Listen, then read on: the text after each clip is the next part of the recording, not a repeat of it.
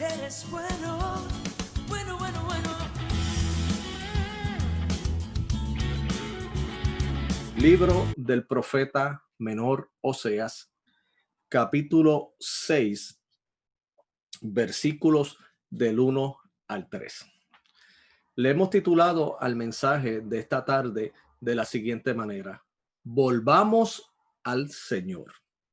Repito, volvamos al Señor. Oseas, capítulo 6, versos del 1 al 3. Así que confío que usted me acompañará en la lectura de estos versos en su hogar y hacemos lectura de la palabra en el nombre del Trino Dios, Padre, Hijo y Espíritu Santo. Y dice así: venid y volvamos a Jehová, porque Él arrebató y nos curará, hirió y nos vendará. Nos dará vida después de 2 días. En el tercer día nos resucitará y viviremos delante de Él. Y conoceremos y proseguiremos en conocer a Jehová, como el alba está dispuesta a su salida, y vendrá a nosotros como la lluvia tardía y temprana a la tierra. Volvamos al Señor. Es una hermosa invitación, es una hermosa resolución que vamos a estar en esta tarde reflexionando. Y es sumamente interesante porque primeramente proviene de la palabra de Dios. Y segundo, proviene de una historia bastante peculiar. En este caso, la historia del mismo profeta que fue utilizado por Dios para llevar este mensaje. La escritura fue revelada a hombres de Dios a través de toda la historia. Y entre ellos se encuentran los que catalogamos como los profetas. Los profetas eran aquellos hombres, instrumentos de Dios, escogidos por Dios mismo para llevar un mensaje al pueblo de Dios. Básicamente, el mensaje del profeta era de uno de recordarle al pueblo acerca de su relación con Dios por medio del pacto que Dios había hecho. Recordando que Dios en el Antiguo Testamento, como en las Escrituras, es un Dios de pacto, o sea, un Dios de compromiso. El pacto se puede resumir en la siguiente expresión que hemos dicho en otras ocasiones, donde Dios dijo: yo soy tu Dios, tú serás mi pueblo y yo habitaré que entre vosotros. Así que el pueblo de Dios iba a gozar de ese privilegio de tener al Dios verdadero como parte de la posesión de él, y a su vez ellos gozar de esa relación, de manera que en esa relación ellos pueden decir: Jehová es nuestro Dios. Es una expresión sumamente hermosa. ¿Por qué? Porque implica no solamente que hemos sido, en este caso el pueblo de Israel, separado por Dios para no solamente santificarle y tener una relación con él, sino al mismo tiempo de que Israel fuese que un ejemplo a las demás naciones. Todas las demás naciones estaban tristemente bajo velados en sus ojos en cuanto a poder acercarse al verdadero Dios. Todas las demás naciones tenían unas concepciones religiosas, tenían unas creencias, pero no estaban fundamentadas en la revelación de Dios. Todas las demás concepciones eran imaginaciones y creaciones de las mismas personas. Las mismas personas, culturalmente hablando, ellos acuñaban a su Dios, ellos lo formaban, ellos mismos hacían las prescripciones de ese Dios, las maneras de adoración y los que esperaban también de ese Dios. En el caso de la fe judeocristiana es muy diferente.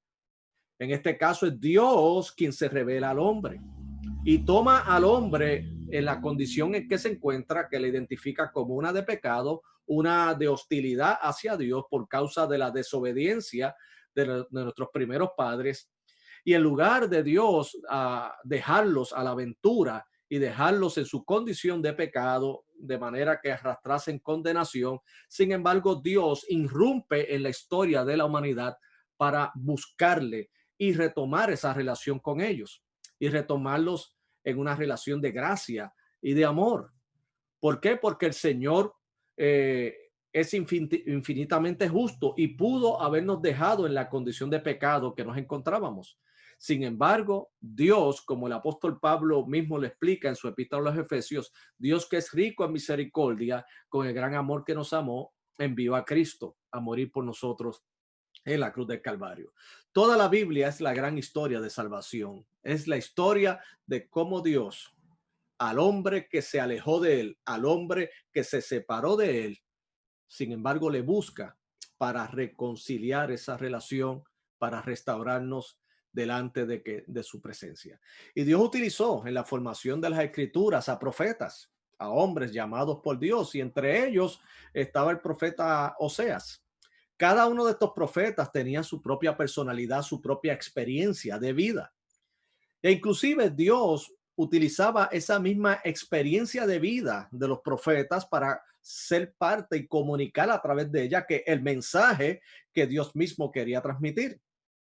En este caso, la situación de Oseas se distingue de de otros profetas, en el que en el caso de Oseas el mensaje era uno de volverse a Dios, era un mensaje de que el hombre ha de restaurarse con el Señor, entendiendo que utiliza en este caso la analogía de el pueblo de Dios como una esposa y de Dios como el esposo. De hecho, esto es una analogía que sigue corriendo a través de la escritura y que sigue su alcance hasta el Nuevo Testamento. O sea, nosotros, de acuerdo a la escritura, la iglesia, los creyentes, somos la esposa de quién? De Cristo. Cristo es nuestro esposo. Gozamos de su protección, gozamos de su amparo, gozamos de sus bendiciones, pero al mismo tiempo tenemos el privilegio de ser protegidos por él, pero también nosotros nos sometemos a él en amor. Nosotros somos tratados con gracia y con unos tratos de respeto y de amor maravillosos como solo Dios los puede hacer. Y en esa relación también pues implica, como en una relación de matrimonio, que también es una relación de pacto, es una relación de compromiso mutuo. En este caso, Dios se ha comprometido a serle fiel al pueblo. En este caso, Dios se ha comprometido a ser exclusivo de aquellos que creen en él. En este caso, nosotros, y en el contexto del libro de Oseas, el pueblo de Israel, que nosotros reconocemos por muy buena y sana interpretación bíblica, que en este tiempo ya no hay dos pueblos, sino hay uno solo pueblo, que es el pueblo de Dios, que lo comprenden todos aquellos que han creído en Jesucristo, sean judíos o sean gentiles. O sea, en el tiempo del Antiguo Testamento, Dios levantó al pueblo de Israel como un ejemplo. Dios lo levantó para exhibir en ellos la grandeza del Dios verdadero, en contraste con todos los demás pueblos que estaban alrededor, que eran pueblos completamente paganos en oscuridad, pero el propósito mismo de Dios con Israel es que ellos fueran luz a las naciones. Y también va la historia de la revelación en cuanto a qué, aunque en que de acuerdo según la carne, en esa herencia de Israel, iban a ser el Salvador de la humanidad, que es Cristo Jesús, Señor nuestro. Jesucristo es el Salvador de la humanidad en términos de todas las etnias y de todas las razas. Ya Dios no es un Dios de un solo pueblo. Dios es Dios de todas las naciones. O sea, entiéndase de asiáticos, de hispanos, de todas las nacionalidades.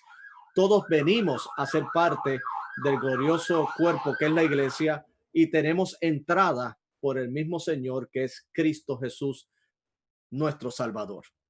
Así que el Señor utiliza esta imagen, ¿verdad? Que sí, todos los que estamos en Cristo, pues somos la esposa de Él y Él tiene ese cuidado. Y entonces, en el libro del profeta Oseas, él lleva este mensaje a al pueblo. Los profetas, como le dije, eran asignados por Dios y Dios le llevaba entonces a través de ellos un mensaje. El mensaje básicamente entre todos se resume en volver a Dios, pero algunos dentro de unas condiciones muy particulares, dentro de unas condiciones muy específicas. En el caso de Oseas, Oseas dirige su profecía a los del reino del norte.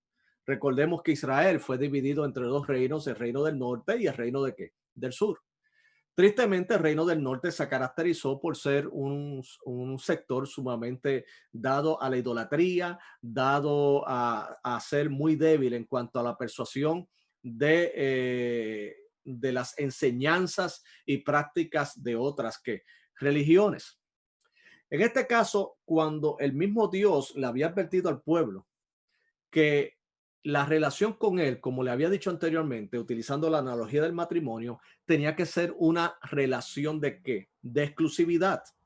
O sea, lo que caracteriza el pacto matrimonial es precisamente el aspecto que renunciamos a todos los demás para ser que fieles a nuestro cónyuge.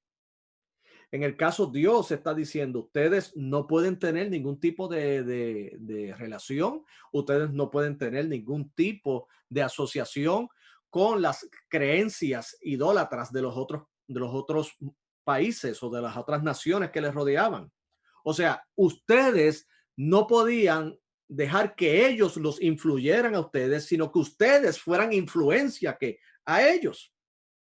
Pero tristemente este no fue el caso en los tiempos bíblicos, en los tiempos de los profetas, y tampoco viene a ser el caso, tristemente, en nuestros tiempos, ya que el pueblo de Israel, en el contexto de Oseas, gozaba de una relación con Dios, con el Dios verdadero, pero al mismo tiempo tenía una relación, si podemos llamarlo así, con las expresiones paganas. Entiéndase en este caso la adoración a los Baales, entiéndase la adoración a los dioses que practicaban la adoración en aquellos lugares.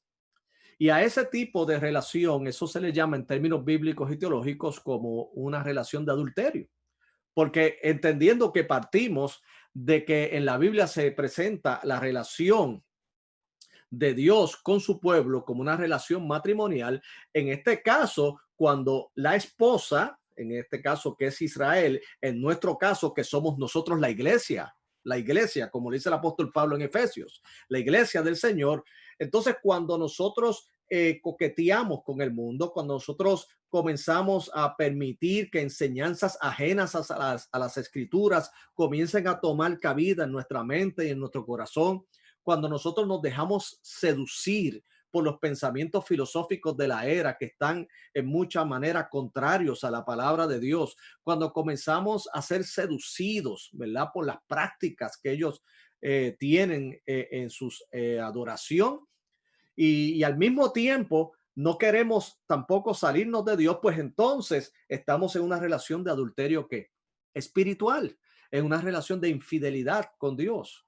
Algunos en el tiempo de Israel, en los tiempos bíblicos, se sentían muy cómodos y decían, bueno, siempre y cuando yo cumpla con Jehová Dios en cuanto a los sacrificios en el templo, en cuanto yo cumpla con Jehová Dios en cuanto a los días de fiesta que eran prescritos por Dios, independientemente de que entonces yo también tenga una vida aparte de Dios, en términos de que también sea atraído hacia los Baales, en términos de que yo también participe de la adoración a ellos, pues como yo cumplo con Dios, entonces no le debe molestar que yo esté con ellos. Una mala apreciación e inclusive una muy mala justificación, porque ellos conocían, el pueblo de Israel conocía muy bien la prescripción del Señor de que ellos le debían una lealtad solamente y plena al Dios verdadero. Así que Oseas viene a ser ese mensaje a un pueblo que estaba participando de adulterio espiritual. Ahora, lo que hace curiosa esta historia es que en este caso Oseas, el profeta, viene a ser alguien que encarnó ese mensaje. O sea, no solamente él transmitió ese mensaje, sino que Dios le permitió a él pasar por unas experiencias personales muy particulares para entender mucho mejor y tener una comprensión y empatía no solamente hacia Dios, sino también hablarle al pueblo con mucha firmeza acerca de ellos haberse separado de Dios para tener una relación religiosa también con los Baales mientras mantenían la relación con Dios. De hecho, en el capítulo 1 del libro de Oseas, versículo 2, allí tenemos la introducción de esta historia, donde dice en el capítulo 1, verso 2, el principio de la palabra de Jehová por medio de Oseas. Dijo Jehová a Oseas, ve, tómate una mujer fornicaria e hijos de fornicación, porque la tierra fornica apartándose de Jehová. Y en el verso 3 dice, fue pues y tomó a Gomer, hija de Diblaim, la cual concibió y le dio a luz un hijo. Es interesante que el mismo Señor le dice a Oseas, ve, toma una mujer fornicaria, en este caso una mujer que tristemente pues vivía de relación en hombre con hombre, no tenía una estabilidad emocional, ni de lealtad, ni física. Y el mandato de Dios a Oseas es que la tomara como esposa. Wow. La tomara como esposa y ellos formaran que una familia. Y dice aquí que precisamente que esa relación que iba a vivir Oseas con Gomer, que de hecho fue una relación que aunque tuvieron unos hijos, tuvieron su formación y toda, ¿verdad? Lo propio de una relación matrimonial. Sin embargo, tristemente, Gomer, la esposa de Oseas, se fue tras otros amantes. Le fue infiel a Oseas. A lo cual entonces, una vez que ella le fue infiel, Dios le dice a Oseas, vete y búscala nuevamente. Vete, búscala. Restaura esa relación. Definitivamente es algo que nos debe impactar a cada uno de nosotros. Es una historia de gracia y de amor, pero es una historia sumamente controversial y difícil de aceptar. Imagínense que para hacernos comprender lo que es la gracia de Dios y también la rebelión de nosotros como hombres, que Dios mismo nos tenga que pasar por ciertas experiencias. En este caso, Dios permitió que Oseas pasara por la dura experiencia de tomar en este caso, una esposa que tenía ya una reputación, tenía unas conductas de las cuales ella tristemente no tenía ningún tipo de moral, no tenía ningún tipo de lealtad, y tomarla como esposa y que ella entonces continuara en ese patrón de conducta, de serle infiel, de continuar con sus amantes, y que luego el mismo Dios le dijera a Oseas, vete y búscala, y de nuevo ten esa relación con ella.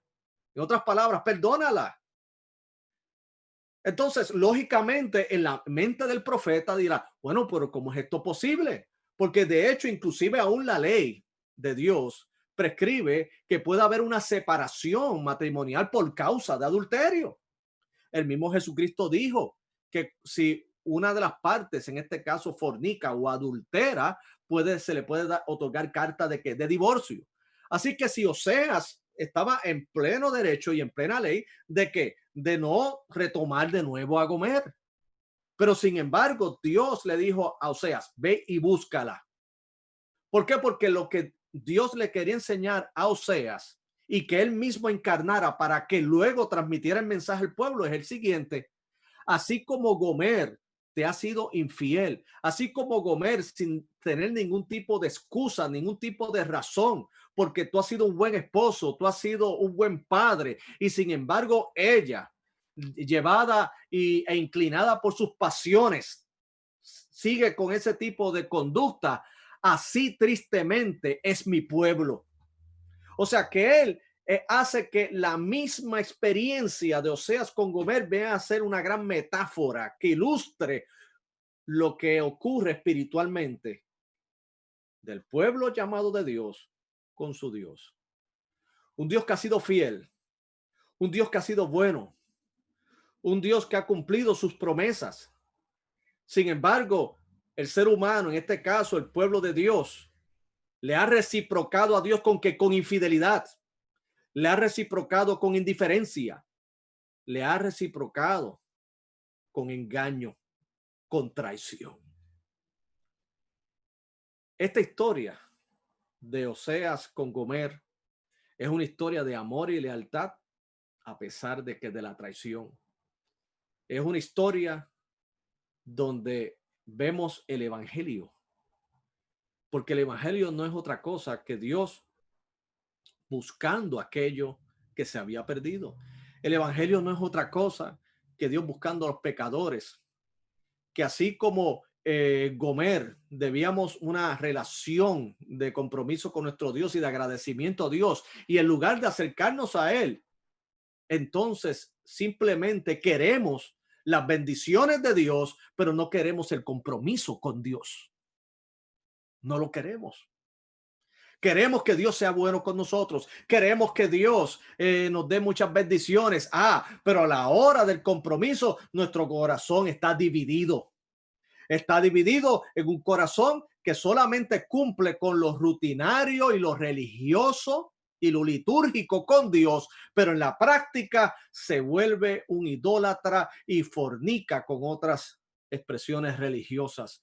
No es leal a Dios. No es fiel a Dios. Y en ese contexto de adulterio espiritual que viene a ser una violación del pacto, entonces Dios llama a Oseas y le dice al pueblo, tienen que volver a Dios. Tienen que volver. Y les digo, mis queridos hermanos y amigos, bendita gracia de Dios. Bendita gracia de Dios que a pesar de nuestras imperfecciones, a pesar de nuestro pecado, a pesar de que muchas veces en un estado de emoción le decimos, sí, Señor, aquí estoy para servirte. Sí, Señor, toma mi vida. Sí, Señor, aquí está mi hogar. Sí, Señor, aquí está todo lo que me has dado y te voy a servir, Señor. Pero sin embargo, luego con el tiempo nos da amnesia, nos olvidamos de Dios y solamente nos limitamos a tener una relación con Dios de religiosidad, donde cumplimos los domingos, donde cumplimos con ciertas actividades, pero sin embargo nuestro corazón está alejado de ¿qué? De Él. Allí en el capítulo 6 de Oseas tenemos aquí lo que es el cuerpo de este hermoso mensaje, y es que dentro de toda esta situación, de esta dinámica de lealtad de parte de Dios y de traición y de infidelidad de parte del pueblo, hay un llamado a volver al Señor, a volver a Dios. Y es un mensaje que por ser palabra de Dios no solamente fue para el tiempo de Oseas, sino que también trasciende y nos llega a nosotros hoy. ¿Por qué? Porque tristemente la iglesia contemporánea, mis queridos hermanos, y cuando digo la iglesia contemporánea, nos estamos incluyendo dentro de la gran familia de la fe que agrupa a todas las iglesias y hermanos en la misma, en todo el mundo. Hoy día, mis queridos hermanos, hemos claudicado en nuestra confianza total en Dios y hemos hecho mucha idolatría. A lo mejor posiblemente nuestra idolatría no se define en términos de tener un Baal como fue en los tiempos del Antiguo Testamento en el contexto de Oseas, pero sí cultivamos muchos y relaciones de infidelidad espiritual donde vamos quitando nuestra confianza y nuestra dependencia de Dios para entonces entregarle nuestro corazón y confianza a otras cosas. Hoy día se ha dejado la dependencia de Dios para tener compromisos políticos. Eso es una forma de idolatría. Algo que es increíble que yo he visto en este tiempo, en pleno siglo XXI, es como hay personas, aún llamadas cristianas, que tienen demasiadas esperanzas en el sistema político en lugar de confiar en Dios. Mis queridos hermanos, yo le doy gracias a Dios que vivimos en una democracia.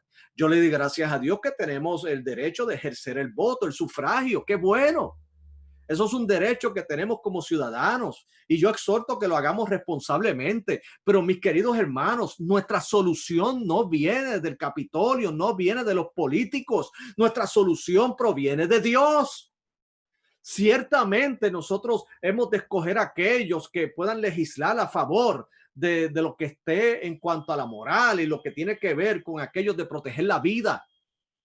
Pero mis queridos hermanos, aun si eso no se diera, nuestra confianza no está en los reyes, nuestra confianza no está en los emperadores, nuestra confianza está en el Rey de Reyes y Señor de Señores. Hoy muchos llamados cristianos han puesto demasiada confianza en los sistemas políticos, al punto que me recuerda mucho cuando el mismo Dios a través del profeta Isaías le dijo al pueblo, mira, no vayan a Egipto a buscar a caballos, ni tampoco vayan a Siria a buscar recursos, sino que en mí lo tienen todo. Mis queridos hermanos, no es el gobierno el que está llamado a transformar el mundo, es la iglesia del Señor, es el evangelio. Nosotros tenemos que predicar el evangelio. Queremos que este mundo sea diferente. Queremos que este mundo tenga respeto hacia la vida desde el momento de su concepción. Queremos que este mundo tenga respeto hacia los demás de manera que no haya racismo. Queremos que también hayan las escuelas instruyan a los niños en agendas sanas, saludables, conforme a los principios que edificaron esta nación. Lo queremos, pero la única manera en que lo lograremos es en la medida en que prediquemos el evangelio. Mientras haya más vidas transformadas, entonces y solo entonces transformaremos esta sociedad.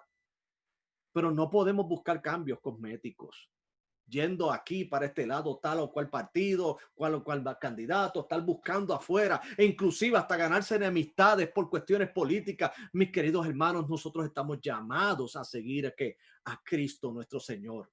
Ejerza su sufragio, pero su partido político no puede ser su Dios, porque entonces él tiene que volverse a Dios.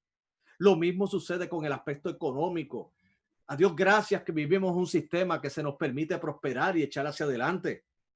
Pero mis queridos hermanos, las bendiciones no pueden convertirse en ídolos.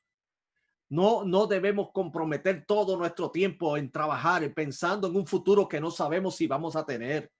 Claro que hemos de tener responsabilidad. Claro que hemos de tener lo necesario para nuestras familias y ser responsables.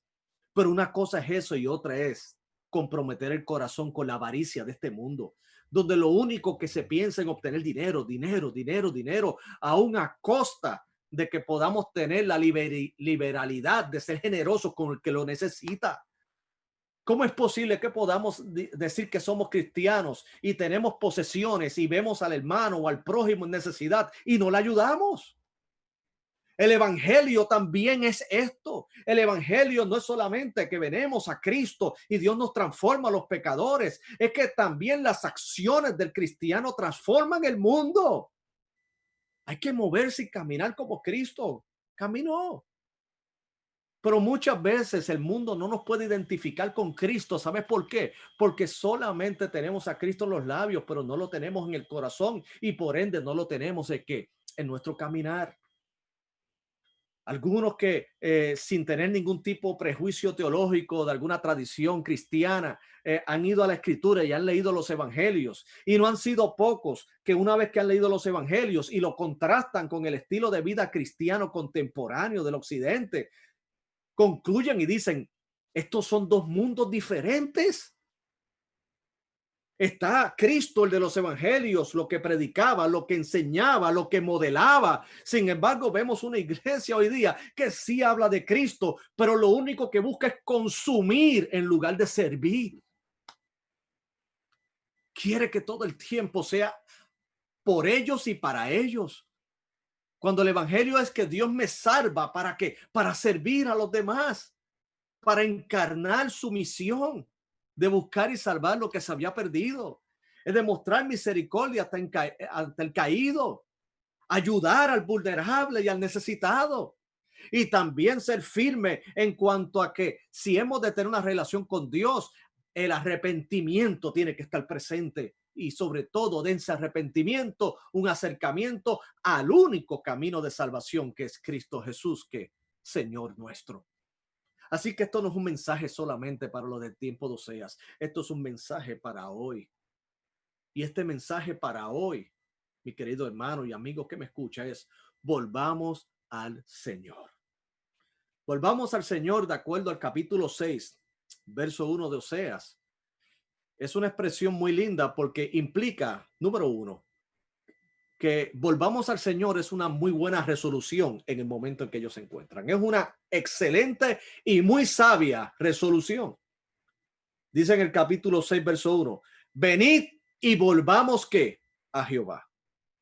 Interesante que aquí se da el aspecto que corporativo, no individual. Es volvamos. O sea, esto no es solo que es algo que debo hacer yo en el plano personal, sino que debe ser algo que sea generalizado, o sea, a nivel corporativo. Ciertamente el Señor trabaja con individuos, pero trabaja también con un cuerpo.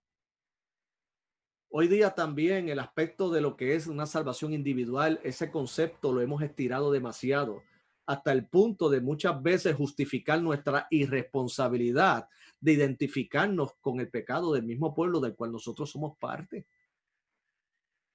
Son ellos, decimos, no, no soy yo. Son ellos, no somos nosotros. Déjeme decirle que yo me siento responsable de lo que pasa en la iglesia del Señor a nivel mundial. Me siento responsable de lo que pasa a nivel local. ¿Por qué? Porque yo no estoy excluido de ese cuerpo, yo soy parte de ese cuerpo. Y aun cuando posiblemente no haya cometido cosas tan graves como otros la han cometido, sin embargo, el dolor por la cual ellos infringieron al Señor y el dolor que le han dado a la obra, eso me afecta a mí también. Entonces, en este caso, mis queridos hermanos, es un volvamos. ¿Volvamos qué? Al Señor. Dice, venid y volvamos a Jehová. Es una muy buena resolución, porque primeramente volver al Señor es que nosotros tenemos que regresar al lugar de Él. No es que regresa al nuestro. Y me explico. El Señor está en su lugar. El Señor está en su lugar santo. Dios nos ha revelado lo que es bueno. Y como dijo uno de los profetas menores, oh hombre, Él te ha declarado lo que es bueno. ¿Y qué pide Dios de ti? Hacer justicia. Hacer justicia, sí, es bíblico. Amar misericordia, sí, es bíblico. Y humillarnos delante de Dios, es bíblico. Dios nos pide estas tres áreas. Entonces nosotros conocemos, sabemos lo que Dios pide de nosotros. Entonces no es cuestión que Dios se vuelva a nosotros porque no fue Él el que se alejó. Fuimos nosotros que tristemente nos alejamos. Volvamos al Señor. Es volver a tomar el camino de regreso a la casa del Padre. Y usted me dirá, yo no he dejado de congregarme ni aún en la pandemia. No he dejado de participar de estudios bíblicos. He leído la Biblia. Muy bien, qué bueno, estas cosas son muy buenas. Pero la pregunta es, ¿has podido renunciar a los compromisos que tiene tu corazón para seguir fielmente y consagrarte a Dios? ¿O simplemente esas son acciones religiosas que solo van a cumplir para dar satisfacción a una conciencia afectada, pero no para un corazón y un alma que necesita urgentemente la intervención de Dios? Por eso esta resolución de volvamos al Señor es una muy buena porque implica el arrepentimiento. Arrepentimiento. Alguien dijo en una ocasión, y escuche bien esta expresión, cuando los creyentes dejan de arrepentirse, se detiene su progreso en la fe. Repito, cuando los creyentes dejan de arrepentirse, se detiene su progreso en la fe. O sea, usted dirá, bueno, no, ya yo me arrepentí una vez y ya yo estoy en los pies de Cristo y yo estoy en los caminos del Señor, yo me bauticé, qué bueno. Pero déjeme decirle algo, ciertamente la salvación es una vez y para siempre, pero nuestra relación con Dios conlleva un arrepentimiento diario. A la luz de la luz de la escritura, la santificación es un proceso donde precisamente día a día en nuestra vida devocional con Dios y en nuestro caminar con Dios nos ensuciamos nuestros pies y nos acercamos diariamente al trono de la gracia para alcanzar misericordia. ¿Por qué? Porque los que son hijos de Dios reconocen a todas luces que mientras más se acercan a Dios, más necesitan de Él. Aquellos que están cerca de Dios de ninguna manera miran por encima del hombro al publicano y al pecador y dice, Señor, gracias porque no soy como ellos. Al contrario, el que está cerca de Dios dice, Señor, sé propicio a mí que soy pecador. Y cuando ve a un hermano caer en pecado o cuando ve fallas en el cuerpo, en lugar de alegrarse, siente profunda tristeza e inclusive considera a sí mismo diciendo, Señor, cuídame. ¿Por qué? Porque si ellos cayeron, yo también puedo caer. Yo no soy diferente a ellos. Yo necesito tu gracia continuamente para seguir hacia adelante. Y no solamente mantenerme en pie, sino mantenerme en pie para poder extender un brazo de ayuda a aquellos que han caído. El arrepentimiento, mis queridos hermanos, es un estilo de vida. No hay progreso espiritual sin arrepentimiento. No hay renovación espiritual sin arrepentimiento. Nuestros servicios tenemos que evitar de todas las maneras posibles, evitar a lo que cayó el pueblo de Israel en el contexto de Oseas y del Antiguo Testamento, que se volvieron servicios rutinarios, se volvieron servicios formales, se volvieron servicios áridos. Solamente se cumplió, pero el corazón no está allí. Que Dios nos guarde a que no nos ocurra lo que una de las iglesias del Asia Menor, de los cuales están expresadas en el último libro del canon bíblico, el libro de Apocalipsis, específicamente en el capítulo 2, verso 4. A una de las iglesias, el Señor, luego de hablar de las cosas buenas que ellos han hecho, sin embargo, Él les reclama lo siguiente en el verso 4 del capítulo 2 de Apocalipsis. Has dejado el primer amor. O sea, era una iglesia que estaba haciendo lo que tenía que hacer y participaba de lo que eran sus compromisos. Pero el Señor, mis queridos hermanos y amigos, Dios es un Dios relacional.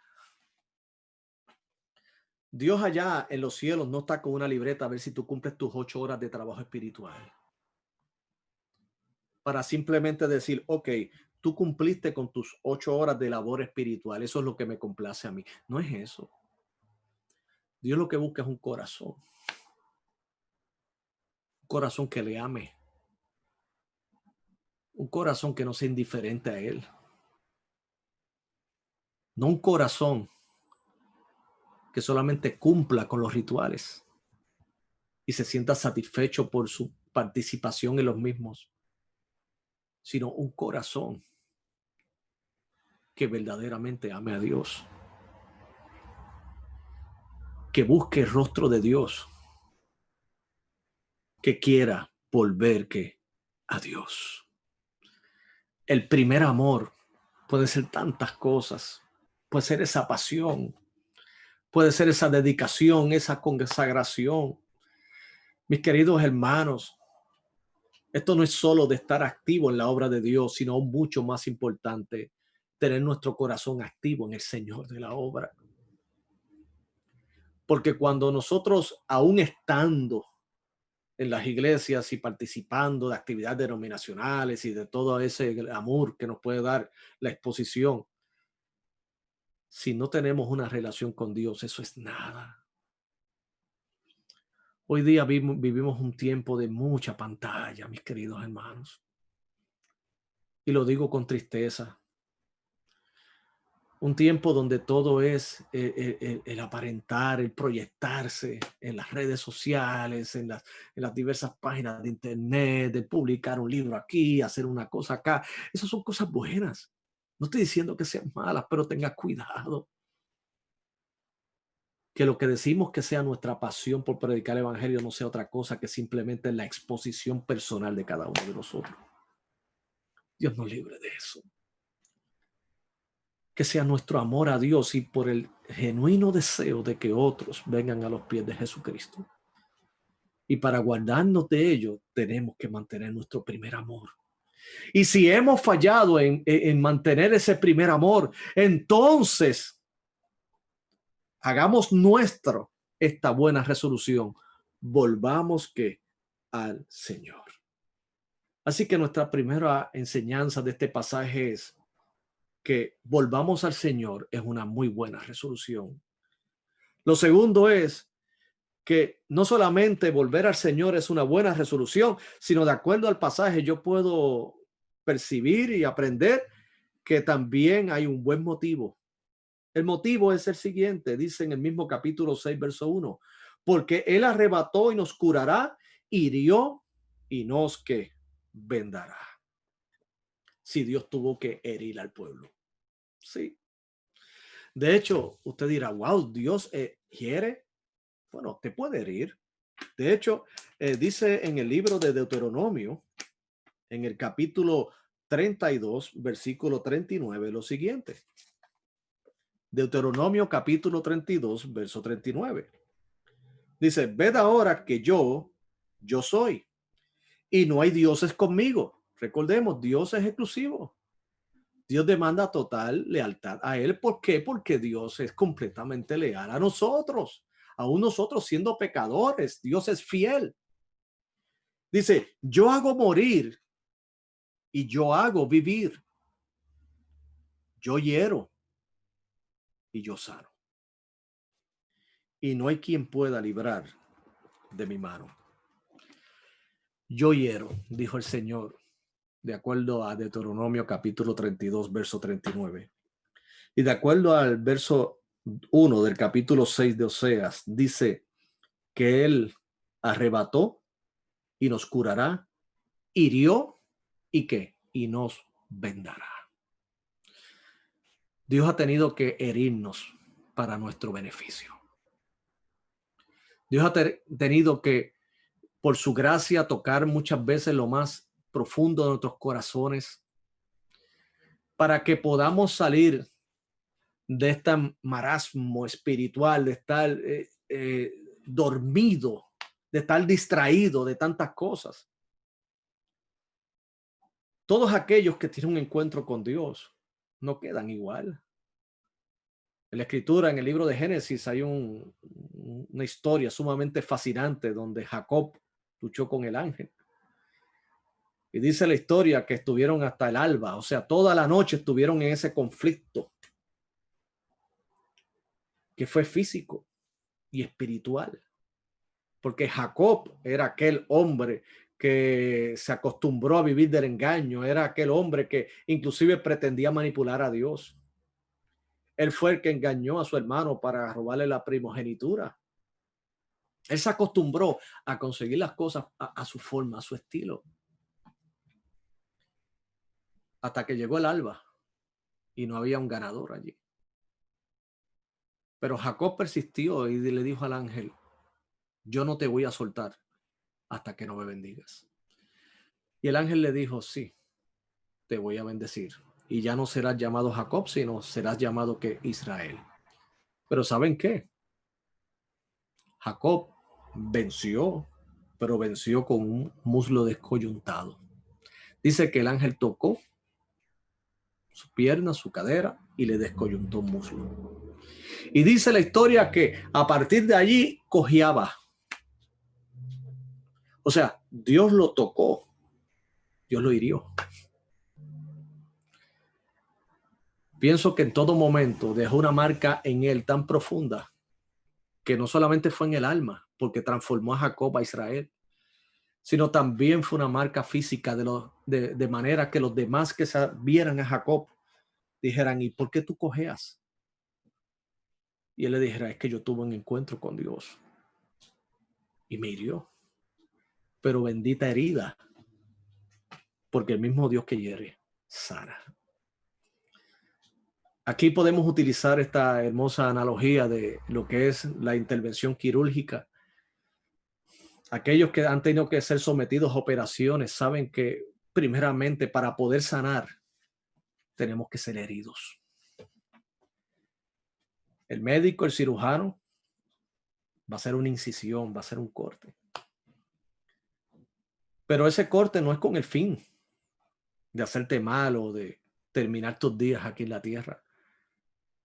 Es un corte que viene para quitar lo que afecta. Si en este caso es el corazón, es para poder sanar ese corazón.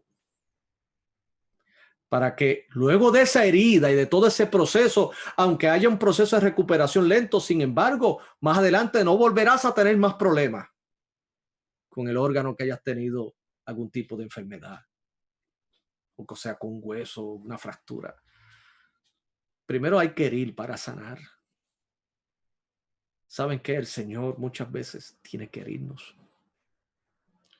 Tiene que herirnos, pero ¿saben qué? Aquel que hiere, sana.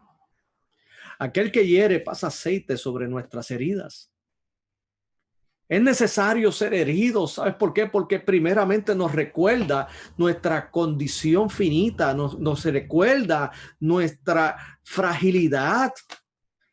¿Por qué? Porque llega un momento que seguimos creyendo la mentira de Satanás, que se dio en el huerto del Edén, según dice en Génesis. Que Satanás le dice a los primeros padres, mira, Dios, Él sabe que el día que ustedes coman de ese fruto serán como Él. Vivimos todavía con esa mentira de creernos que somos los superhombres, el super yo, que yo puedo vivir solamente alejado de Dios o con una relación más o menos allí tibia delante de Dios. No una relación caliente, no tienes una relación fría, pero tienes una relación tibia. Lo triste es que la escritura misma dice en Apocalipsis que por cuanto eres tibio y no frío ni caliente, te vomitaré de mi boca. Porque la tibieza implica que no hay compromiso de ningún lado. Por lo tanto, no va a haber ningún tipo de bendición para ti, ni para mí, ni para nosotros. Entonces el Señor tiene que ir para recordarnos nuestra finitud, nuestra fragilidad, hacernos recordar que separados de Él, nada que podemos que hacer. El hombre hiere para destruir, Dios hiere para sanar. El hombre hiere para sacarte del lado y él continuar con sus agendas de ambición de poder. El Señor te hiere para que tu corazón se acerque humildemente a Dios y pueda ser bendecido. Volvamos a Dios, porque Él arrebató y nos curará, hirió y nos sanará. El dolor del pueblo de Israel, Dios permitió esa herida, pero mucho del castigo que ellos recibieron fue autoinfligido por causa de la desobediencia. La desobediencia hace que vengan grandes heridas a nuestros corazones y que Dios tenga que trabajar con este asunto. Nosotros mismos nos buscamos, hermanos y amigos, nuestras propias heridas también. Las buscamos porque hemos dejado a la fuente de vida. Este pasaje, como dije al principio, es una muy buena resolución. Volvamos al Señor. Y también implica este pasaje un buen motivo. El motivo es que, miren, nos hemos dado cuenta que Él hirió y nos curará. Que si estamos heridos, tenemos que volver a Él. Que si Él nos arrebató, tenemos que entonces regresar a Él. Es tiempo de volver a Dios. Es tiempo. Esta pandemia, creo firmemente que tú puedes o aprovecharla al máximo o tristemente desperdiciarla. ¿Cómo la aprovechas al máximo? Acercándote a Dios nuevamente. Acercándote legítimamente a Dios por medio de Jesucristo en arrepentimiento y luego regresar no a la normalidad que tenías antes de la pandemia, sino a la nueva vida que Cristo tiene en ti, con una nueva perspectiva, porque recordemos que hoy es esta pandemia, mañana será otra cosa. Los sucesos que están ocurriendo a nivel social, a nivel mundial, no nos permiten ni siquiera pensar en que voy a hacer esto o aquello o lo otro dentro de 2 meses, porque no sabemos, sino que bajo estas circunstancias tenemos que hacernos eco de lo que dijo Santiago en su epístola. No digamos mañana haremos esto, aquello, lo otro, sino digamos si Dios lo permite, porque ahora, mis queridos hermanos, no nos hemos dado cuenta que no tenemos todo bajo control. Es que no nos hemos dado cuenta que tenemos que asirnos, aferrarnos a Dios. Si no nos hemos dado cuenta en este tiempo, tristemente hemos desperdiciado esta pandemia. Hemos desperdiciado este tiempo. Es triste. Pero confío en el Señor, que así como hubo una buena resolución de volver al Señor y hubo esta buena resolución, vino como consecuencia de un buen motivo de reconocer que ellos han sido heridos y que tienen que regresar a Dios para sanidad.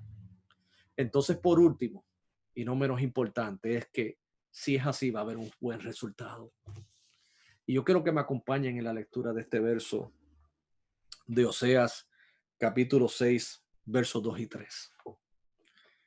Una buena resolución, volvamos al Señor. Un buen motivo, porque Él arrebató y nos curará. Hirió y nos vendará. Y hay un buen resultado. Dice en el verso 2, capítulo 6 de Oseas. Nos dará vida después de 2 días. En el tercer día nos resucitará y viviremos delante de Él. Y conoceremos y proseguiremos en conocer a Jehová, como el alba está dispuesta a su salida, y vendrá a nosotros como la lluvia tardía y temprana que a la tierra. Buen resultado. Resultados que es lo que estamos orando, un gran avivamiento. Un avivamiento personal y un avivamiento corporativo. Un avivamiento implica acercarnos a Dios en arrepentimientos. Un avivamiento implica reconocer que sin Él no somos nadie. Es poder renunciar a nuestra autosuficiencia. Es renunciar a lo que creemos que son nuestras influencias y nuestros poderes acá en la tierra y aferrarnos a solo lo que Dios y el cielo nos puede ofrecer. Ese avivamiento que queremos que nuestros familiares vengan a Cristo, que los vecinos vengan a Cristo, que todas estas situaciones de desorden social que estamos viviendo, todas estas situaciones, todo eso solamente lo puede curar Dios. Pero lo puede hacer a través de vidas sanadas y transformadas por su gracia. Por personas que se acerquen a Dios, que vuelvan a Él. Termino con esto. En el versículo 2, muchos teólogos y comentaristas bíblicos lo ven como una profecía, un anticipo de lo que llegó a ser la muerte de Cristo y su resurrección. Dice, nos dará vida después de 2 días. En el tercer día nos resucitará y viviremos delante de Él. Jesucristo murió en la cruz. Murió. Después de 2 días, resucitó al tercer día. Él venció la muerte, pero Él no la venció para Él. La venció para todos los que creemos en Él. Jesucristo no murió por sus pecados, porque no tenía ninguno. Santo y perfecto, sin mancha, es el Cordero de Dios. Él murió por nuestros pecados. Él resucitó al tercer día y venció la muerte. ¿La muerte qué? De nosotros. Tanto nuestra muerte espiritual como nuestra muerte física. Cristo murió en nuestro lugar y resucitó en nuestro lugar para que Él sea la primicia. De manera que nosotros nos acercamos por medio de la fe en Cristo Jesús. Pero ¿saben qué? Para resucitar primero hay que morir. Y espiritualmente hablando tenemos que morir a nuestro pecado. Tenemos que morir a nuestra forma de vida. Tenemos que identificarnos con la muerte de Cristo por medio de la fe y también por medio de la resurrección. Y espiritualmente hablando, mis queridos hermanos, resucitaremos. En otras palabras, nos levantaremos como nunca. Nos levantaremos con una nueva perspectiva de la vida y, más importante, de la eternidad. Porque Él nos resucitará. Y también creemos que al final de los tiempos, mis queridos hermanos, si nos toca a nosotros partir por el medio natural de la muerte física, también tenemos la esperanza de la resurrección de entre los muertos por causa de la resurrección de Cristo Jesús. Queremos un avivamiento personal. Queremos un avivamiento de iglesias. Queremos un avivamiento en la sociedad. No hay otra opción. Tenemos que volver al Señor. Tenemos que volver a Él. Y a ti, amigo, mi hermano en la fe, que has conocido al Señor, que has caminado con Él. Pero sin embargo, las distracciones de la vida, las tentaciones, dejaste de cultivar tu vida devocional, te enfriaste, perdiste ese primer amor. Yo te exhorto en el nombre de Jesús que vuelvas a Él. Y a ti, amigo, que nos estás viendo, que estás escuchando este mensaje y te han invitado a la iglesia, te han presentado el evangelio, pero sin embargo has tenido unas luchas y has creído que estos son simplemente fábulas y cuentos. Déjame decirte, el evangelio es la verdad. Dios es verdad. Cristo es la verdad. Y que el Espíritu Santo esté obrando en tu corazón y te acerques en arrepentimiento a Jesús. Jesús es el único camino. Jesucristo es el único mediador entre Dios y los hombres. Jesucristo es nuestra única defensa. Jesucristo es nuestra justificación. Jesucristo es el alfa y el omega. Jesucristo es el principio y el fin. Vuelve a Dios. Buscadle, dijo uno de los profetas, y viviréis. Y si te acercas a Dios y le abrazas por medio de la fe en Cristo, con arrepentimiento, sabes que vas a descubrir algo bien hermoso. Y es que tú te acercaste a Dios porque Él te buscó primero, porque Él te escogió, porque desde la eternidad trazó un plan maravilloso y dijo, yo lo voy a alcanzar. Y Dios cumple su propósito. Serás alcanzado por Él. Bendita gracia de Dios.